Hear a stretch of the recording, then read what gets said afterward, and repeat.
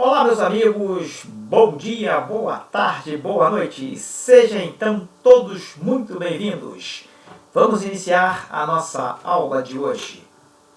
Ok? Iniciando a nossa aula, eu pergunto para vocês, como é que foi o final de semana? Tudo bem? Tudo tranquilo?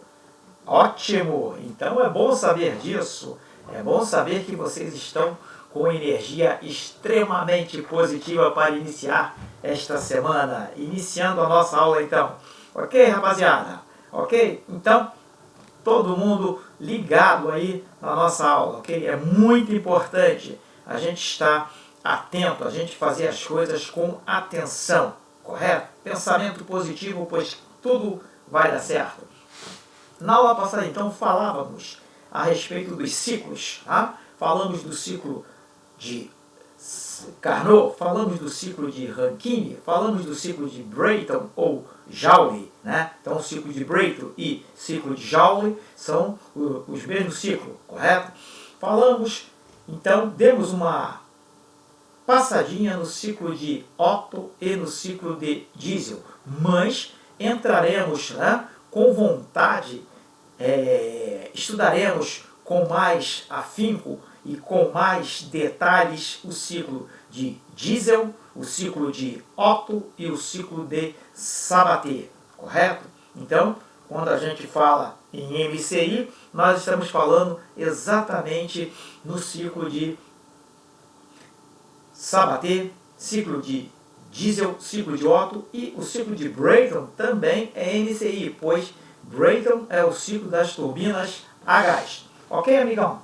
Ok, amigos? Então, todo mundo antenado, todo mundo ligado, tá? Então, como nós vamos falar, né, das máquinas térmicas que são regidas pelo ciclo de Sabatier, o ciclo de Otto e o ciclo de Diesel inicialmente, né, são máquinas alternativas, correto? Máquinas alternativas estas, né? Então, nossas máquinas, no caso, que nós chamamos aqui de motores de combustão, são motores de combustão interna, né? E motores de combustão externa. Mas o nosso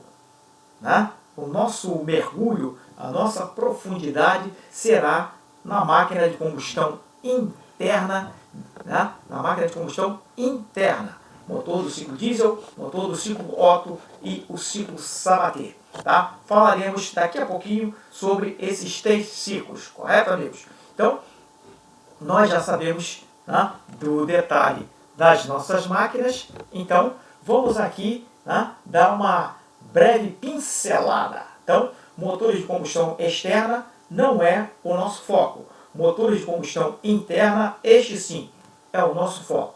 Então, explosão interna é o que acontece nos nossos motores. Né? Para isso, nós precisaremos de 3 elementos: o oxigênio, o combustível e o comburente, correto? Quando a gente fala no oxigênio, nós estamos falando no comburente. Quando nós estamos falando do calor, nós estamos falando da temperatura de ignição. E o combustível, né, ele vai variar aí, né, de acordo com o motor. Nosso motor, então, ele pode ser de ignição por centelha, né, ou ignição por compressão. Então, nós temos 2 tipos aqui de MCI, né, que podem ser divididas da seguinte forma, né? Inflamação por centelha e inflamação por compressão. Então, MCI é isso: motor de combustão interna, inflamação por centelha ou inflamação por compressão. Perfeitos? Então, inflamação por centelha, nós utilizaremos uma mistura, ar e combustível, e jogaremos esta mistura, ar e combustível, dentro do cilindro. Tá? Então, teremos uma forma de misturar ar e combustível e jogá-los, né? Eles estarão de mãos dadas, né? Entrarão dentro do nosso cilindro. Posteriormente, né, teremos a deflagração de uma centelha, tá? E aí teremos a combustão. Inflamação por compressão. Inflamação por compressão, né? Eles entrarão no cilindro de forma separada. Primeiro entra o ar. sofre compressão, sofre, né, um aumento de pressão e um aumento de temperatura. E posteriormente, né, jogaremos o combustível e aí teremos então a nossa combustão. Aqui a gente vai observar como é que pode ser esse nosso motor. A grande maioria das unidades mercantes de pequeno e grande porte, né, também de médio porte, costuma apresentar o seu sistema de propulsão constituído por um motor diesel. Tá? Então, a propulsão. Nós já falamos o que é propulsão. Tá? Então, sistema de propulsão, um sistema que tira a embarcação da inércia, tira o carro da inércia, tira o avião da inércia, tira o foguete da inércia. Então, isso é o sistema de propulsão. No nosso caso, o sistema de propulsão será constituído por um motor, que a gente está observando aqui na nossa figura. Né? Então, nós temos aqui o nosso motor. Tá? Nosso motor pode ser irreversível ou reversível. Poderemos ter uma caixa de redução e reversão, um eixo de transmissão, um hélice de passo fixo ou passo variável. Então, a gente vai olhar aqui o que é reversibilidade do nosso eixo. Tá? Então, o eixo do nosso motor ele pode girar no sentido anti-horário ou no sentido horário. Então, isso é que a gente diz quanto à reversibilidade. Se o nosso motor é reversível, significa que, veremos a seguir, se o nosso motor é não reversível, o eixo de manivela gira só em um sentido, sentido horário ou anti-horário. Ele vai sair da fábrica no sentido horário ou anti-horário, ok? Fiquem ligados, preste atenção. Né? Preste muita atenção nesses detalhes. Tá? Aqui, então, nós teremos o nosso motor,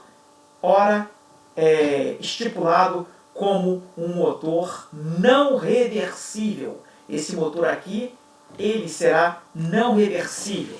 Quando a gente diz que o motor é não reversível, tá? É porque esse motor gira somente em um sentido. Esse motor não. O eixo de manivelas deste motor gira somente em um sentido, horário ou anti-horário. Tá? E como é, então, se esse motor gira somente em um sentido, como é que nós faremos, né, no caso, para dar marcha ré? Como é que nós faremos, né, no caso aí, para inverter o sentido? Vamos andar só no sentido avante? Não, precisamos andar no sentido ré. Então, olhando para o nosso eixo, né, como o nosso motor é não reversível, nós temos um eixo propulsor e temos um propulsor. Nesse caso aqui, como nós temos uma caixa de reversão e redução, o passo do hélice ele será fixo. Ele será fixo. Então, temos passo fixo para um motor não reversível com caixa. Ok? No segundo momento aqui, nós teremos, né, também um motor não reversível.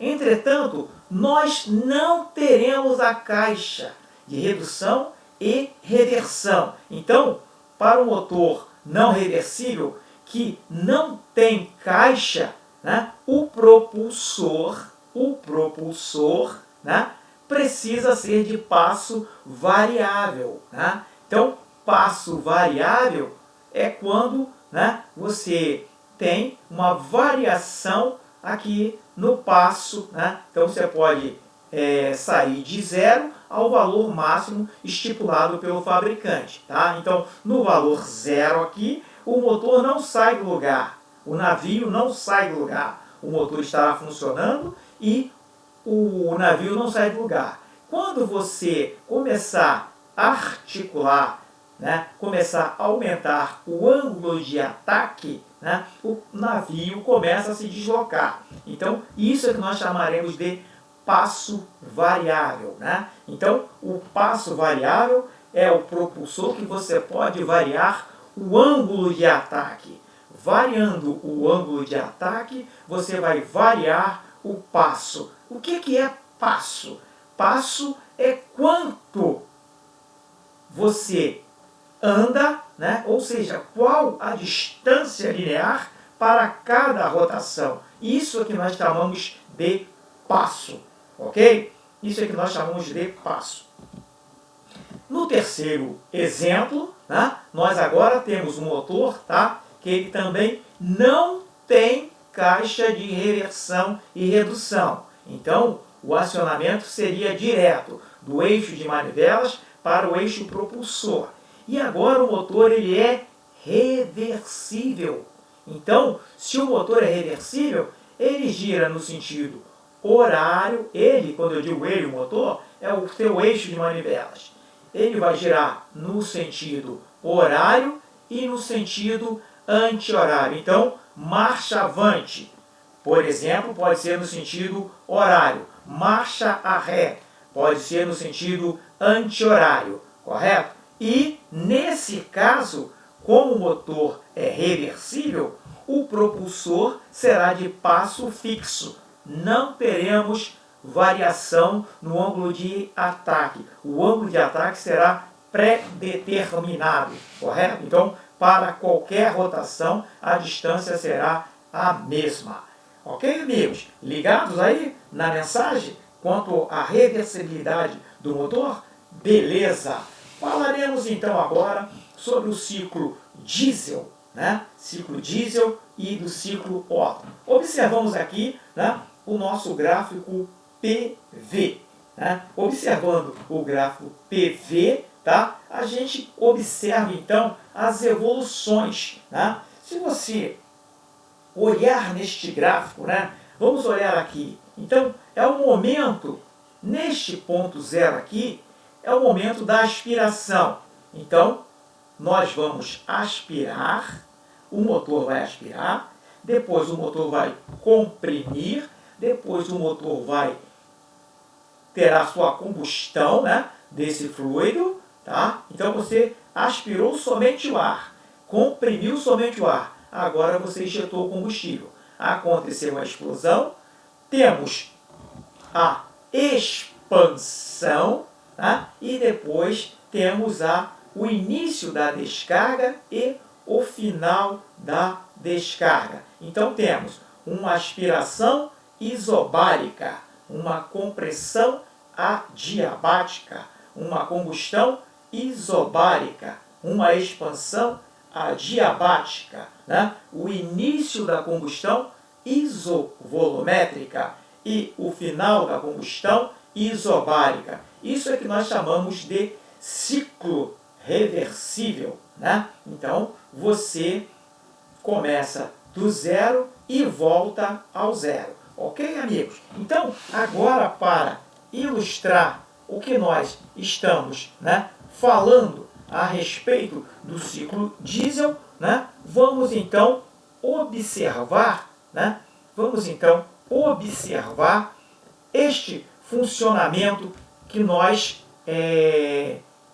poderemos mostrar, né, aqui no nosso motor, ok? Vamos dar uma atenção aqui, prestando atenção, tá? Opa, cadê? Falhou. Não, quero aqui. Cancelar aqui, um momento, já iremos. Vamos cancelar captura de mídia. Eu quero mídia, tá? Ok. Então, vamos dar um ok. Tá aí?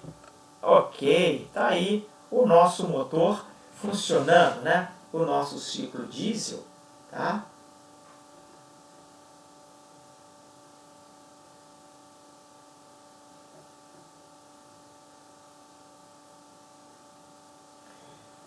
Então, se você observar, estamos admitindo, estamos comprimindo, né? Olha aí. Olha a elevação de temperatura. Expansão e a descarga.